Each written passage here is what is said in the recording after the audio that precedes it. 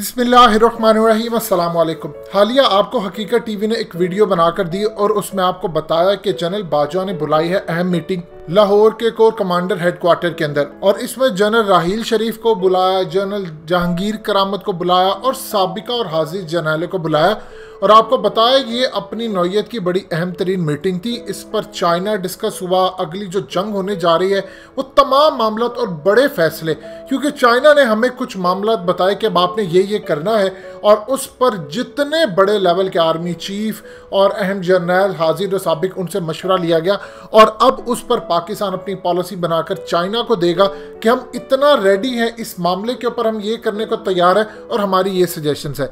वो असल में पाकिस्तान के खत्ते में होने वाली नई जंगों के बारे में थी।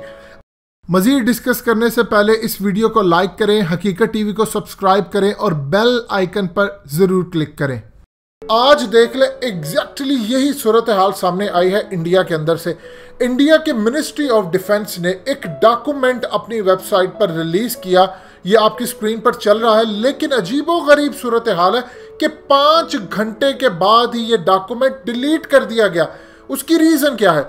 इस डॉक्यूमेंट के अंदर बताया मिनिस्ट्री ऑफ डिफेंस ने कि चाइना बहुत ज़्यादा हद तक अप्रैल से लेकर अब तक हमारी इलाकों में घुस चुका है, हमारा लैंड जा चुका है और मज़ीद वो घुस रहा है। और यहाँ तक उन्होंने एतराफ़ किया कि मोदी, यानी क्लियरली ये बात होगी कि मोदी ने जो कहा था वो झूठ था कि ना कोई घुसा है और ना ही कोई घुसा हुआ है, ये अल्फाज थे मोदी के। अब सूरत हाल ये है कि मिनिस्ट्री ऑफ डिफेंस ने ख़तरा ये बताया है कि ये मार्का बड़ा लंबा जाने वाला है, और सबसे बड़ी जो प्रॉब्लम ये नज़र आ रही है कि ये दिसंबर यानी नवंबर, दिसंबर, अक्टूबर, ये जो महीने होते हैं इसमें बर्फ़ पड़ने जा रही है और इंडिया को खदशा है। रॉ ने जो इंटेलिजेंस रिपोर्ट दी है कि सबसे ज़्यादा हमें जो खदशा ये नज़र आ रहा है कि जैसे ही सर्दियाँ आएंगी रास्ते ब्लॉक हो जाएंगे, तो चाइना एक नया फ्रंट खोलने जा रहा है और उससे हमारे ऊपर नई जंग मुसल्लत हो जाएगी। ये नया फ्रंट कौन सा है और ये क्या है, इसको आप समझ लें। देखिए, कश्मीर का इशू इस वक्त चाइना ने यूनाइटेड नेशन के अंदर इस वक्त दोबारा उठाया। ये कश्मीर का इशू क्यों उठाया जा रहा है, और उस वक्त में अचानक पाकिस्तान का जो नया मैप आया है, और मैप के भी आगे आप ज़रा हिस्सा देखें, ये अभी तक लोगों को समझ नहीं आई। मैप के जो आप लास्ट हिस्से 2 देखते हैं, मुकम्मल तौर पर जो एजिस है वो जुड़े हुए नहीं है, वो ओपन है। इसका ये मतलब है कुछ और इलाके भी अगर इंडिया के पाकिस्तान के कब्जे में आए, चाइना लेकर दे, तो हम उसको अपने साथ शामिल कर सकते हैं। असल में सूरत हाल ये है कि चाइना ये जो अटेम्प्ट की है, इंडिया को अब जो सबसे ज़्यादा खदशा नज़र आ रहा है, इंडिया का ये मानना है कि फ्रंट एक नया खुलने जा रहा है और वो फ्रंट पाकिस्तान की फौजें उतारेंगी फ्रंट। ये अभी तक उनकी जो इंटरनल रिपोर्ट है जो मंजर-ए-आम पर नहीं आई, उसके अंदर ये चीज़ें डिस्कस हुई हैं कि सबसे ज़्यादा उनको खदशा ये है कि पाकिस्तान किसी भी वक्त कोई फ्रंट खोल सकता है। फ्रंट खोलने का ये मतलब है कि पाकिस्तान की कश्मीर में चढ़ाई, या फिर पाकिस्तान की कारगिल, सियाचिन, या उन इलाकों में ख़ास तौर पर जो चाइना का अगला पूरी तरह एक मंसूबा है कि गिलगित बल्तिस्तान को लद्दाख के साथ इस तरह मिला दिया जाए कि वहाँ से चाइना की ट्रेड भी हो जाए और फिर टूरिज्म भी वहाँ पर चलती रहे। इस लेवल पर चाइना काम कर चुका है। अब इस वक्त सूरत हाल ये है कि चाइना बहुत आगे जा चुका है। इंडिया और चाइना की फौजें आमने सामने। पहली दफ़ा इंडिया ने कहा है कि हम अपनी फौजें पीछे नहीं हटाएंगे, लेकिन उनको सबसे बड़ा खदशा ये है कि चाइना और पाकिस्तान ने डिसाइड ये किया हुआ है कि अगर सर्दियां आती हैं, चूंकि इंडिया की तो तैयारी नहीं है, पाकिस्तान की तैयारी भी है बहुत ज़्यादा अरसे तक, और चाइना तो तैयारी करके बैठा है।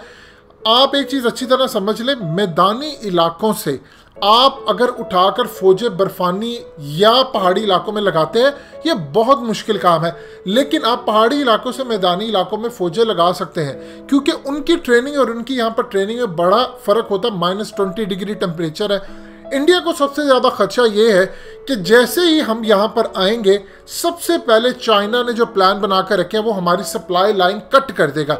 यानी सामान ले जाने वाली, खाना ले जाने वाली जो ज़मीनी रास्ते हैं, उसने कुछ ऐसा प्लान बनाया है पाकिस्तान के साथ मिलकर कि हमारी सप्लाई लाइन कट कर देंगे, जिससे हमारे फौजी एक जगह पर पूरी तरह बैठ जाएंगे, यानी ना उनको आगे से मदद मिल सकी ना पीछे से। और ये वो मौका होगा जब चाइना और पाकिस्तान की फौजें एक साथ हमारी फौजों पर हमलावर हो सकती हैं, और फिर जब फौजों के ऊपर कब्जा होता है तो उनको छुड़ाने के लिए वही सिचुएशन रिपीट होती है जो 1971 के अंदर ही पाकिस्तान ने बांग्लादेश छोड़ दिया और अपने फौजी लेकर आए।